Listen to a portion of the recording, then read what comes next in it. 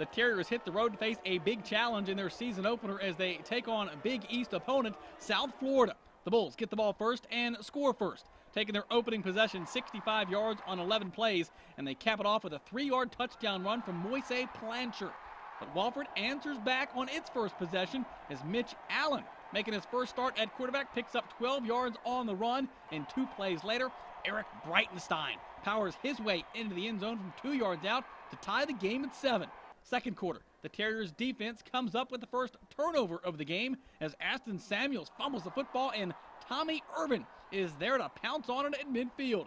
But Wofford can't capitalize as the Chris Tommy field goal attempt from 38 yards out sails wide left.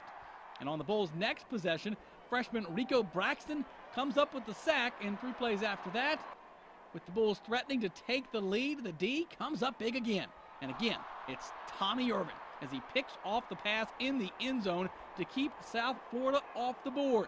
But with under a minute to play in the half, the Terriers opt to punt on 4th and 1. After a penalty makes it 4th and 6, the Terriers punt again, and this time the snap goes over the head of Chris Tommy. He can't bring it down cleanly, and the Bulls tackle him for a 16-yard loss and take over with great field position.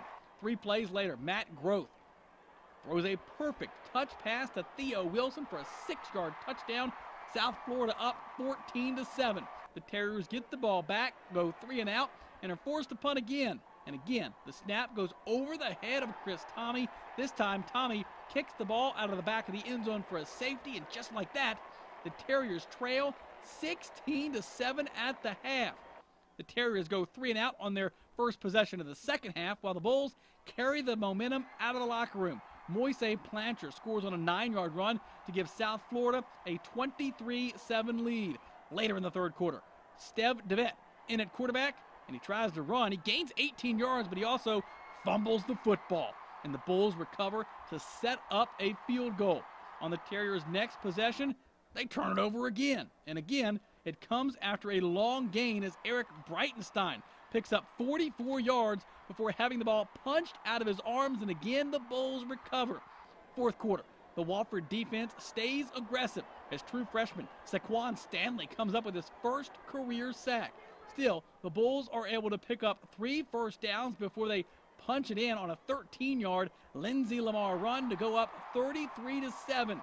Late in the game, South Florida adds another score on a 22-yard pass play as Wofford falls to 0-1 on the young season, losing at South Florida 40-7. We've got a lot of young kids on a football team right now, and this was a great learning experience. You always hate to lose, but there's going to be a lot taken from this game that will be positive. I think as a team we can get better, definitely areas to improve.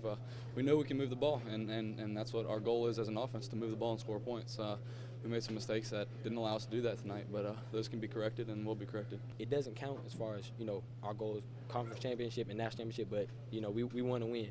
And, it's not gonna set us back. We're going to look at the film, we're going to learn from it, we're going to keep moving forward. Next up, the Terriers will play their first home game of the season as they try to knock off Charleston Southern for a 3rd straight season. Kickoff at Gibbs Stadium is set for 7 o'clock Saturday night. For the Wofford Terriers, I'm Todd Summers.